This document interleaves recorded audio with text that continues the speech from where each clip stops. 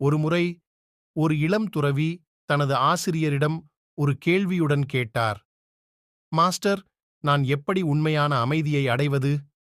Master அமைதியாக இளம் துறவியை அருகிலுள்ள எரிக்கு அழைத்துச் சென்று தண்ணீருக்கு அருகில் உட்காரும்படி சைகை செய்தார். மாஸ்டர் ஒன்றும் பேசாமல் ஈழத்துறவியின் தலையை மெதுவாக தண்ணீருக்கு அடியில் தள்ளி அங்கேயே வைத்திருந்தா. மாஸ்டர் இறுதியாக அவரை விடுவிக்கும் வரை இளம் துறவி போராடினார். காற்றுக்காக ஆசைப்பட்டார். இருமல் மற்றும் மூச்சுத் திணறல். இளம் துறவி கோபத்துடன் விளக்கம் கேட்டார். எஜமானர் நிதானமாக பதிலளித்தார்.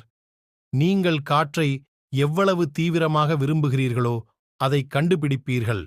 இதை பிரதிபலிக்கும் இளம் துறவி உள் அமைதி என்பது வெளிப்புற நிலைமைகளைத் தேடுவதிலிருந்து அல்ல, ஆனால் ஆழ்ந்த உள் அமைதி மற்றும் ஏற்றுக்கொள்ளலை வளர்ப்பதில் இருந்து வருகிறது.